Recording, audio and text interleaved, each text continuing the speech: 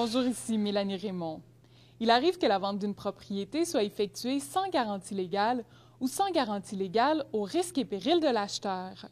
Mais qu'est-ce que la garantie légale de qualité et qu'arrive-t-il lorsqu'une propriété est vendue sans cette garantie? Pour le savoir, nous avons rencontré il y a quelques semaines Maître Martin Fortier, qui est avocat associé au sein de l'étude de Chantal Damour-Fortier et auteur du bulletin légal.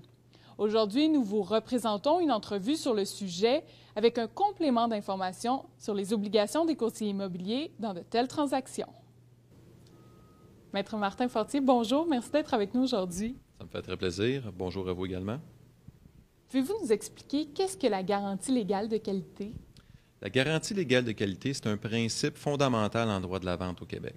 Alors, ça veut dire qu'un vendeur qui vend un bien s'engage à le vendre exempt de vices cachés.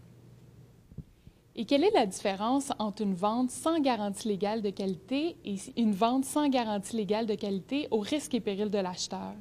Très bonne question. Alors, une vente sans garantie légale, le vendeur a malgré tout l'obligation, parce qu'il agit toujours de bonne foi, la bonne foi étant présumée au Code civil du Québec, le vendeur doit divulguer les vices qu'il connaît qui affectent sa propriété. Donc, dans un contexte où un acheteur fait l'acquisition d'une propriété avec une vente sans garantie légale, alors il n'a pas de recours contre le vendeur s'il y a un vice caché qui affecte cet immeuble-là et que le vendeur ne connaissait pas le vice.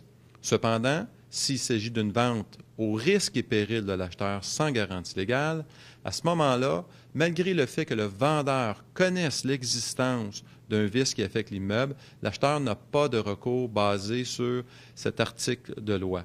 Cependant, l'acheteur a toujours ses recours pour les règles de bonne foi, de manœuvre frauduleuse, de mauvaises informations transmises par un vendeur dans le cadre de la négociation de la transaction. Et comment peut-on exclure la garantie de qualité d'un contrat de vente? Tout simplement en l'indiquant très clairement. Vente sans garantie légale au risque et péril de l'acheteur. Il ne doit pas y avoir d'ambiguïté, il ne doit pas y avoir d'interprétation possible. Ça doit être clair, net et précis. Et est-ce qu'un vendeur professionnel peut vendre sans garantie légale?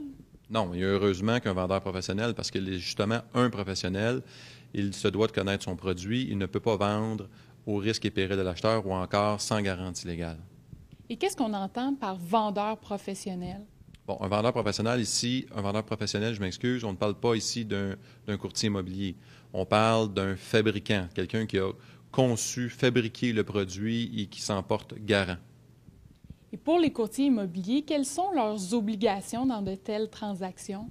Alors, le fait qu'un vendeur puisse vendre sa propriété au risque et péril de l'acheteur sans garantie légale ne fait pas en sorte qu'un courtier n'a pas ces fameuses responsabilités déontologiques. Un courtier a toujours et en tout temps les responsabilités déontologiques, entre autres vis-à-vis son acheteur, vis-à-vis de toutes les parties.